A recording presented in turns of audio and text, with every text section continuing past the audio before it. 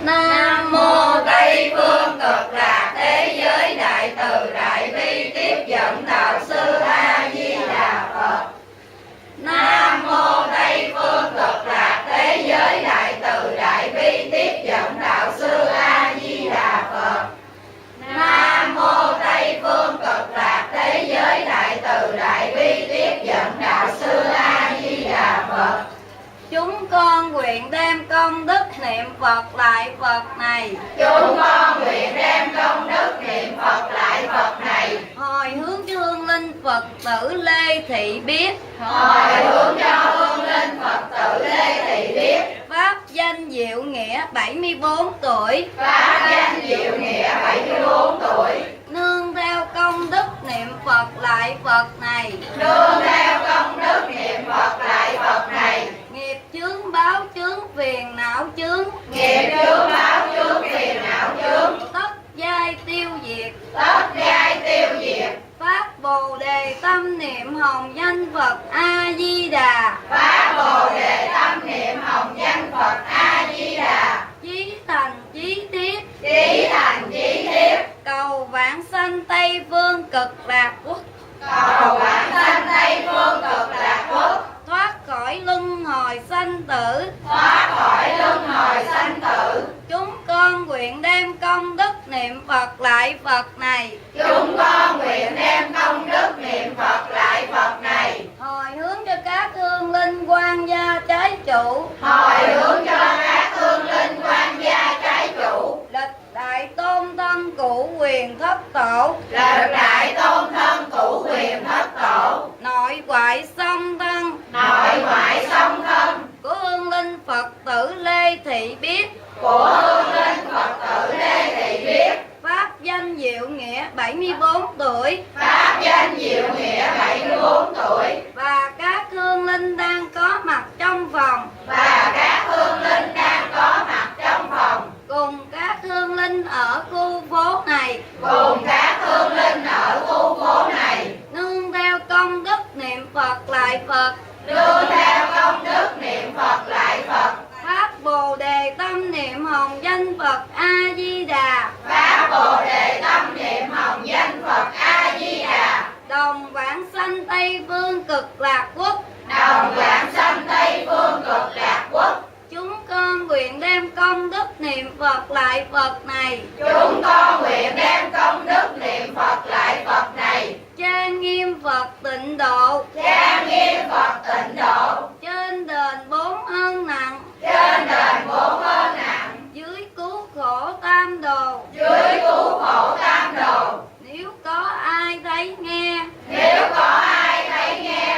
Đều phát tâm Bồ đề. Đều phát tâm Bồ đề. Hết một báo thân này. Hết một báo thân này. Sanh qua cõi cực lạc. Sanh qua cõi cực lạc. Nam mô A Di Đà Phật. Nam mô A Di Đà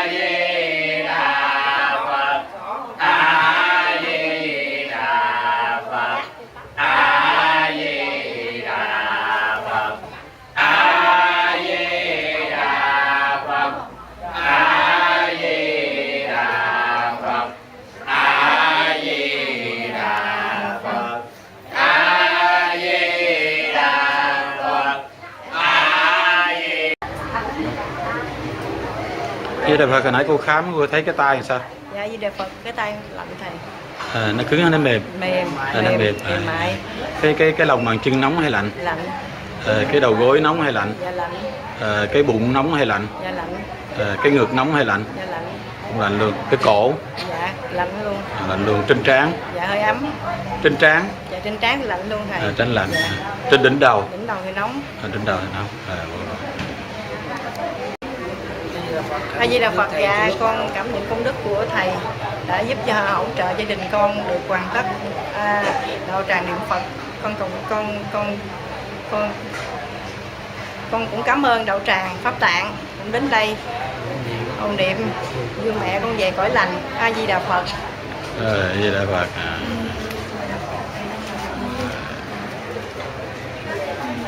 Con lên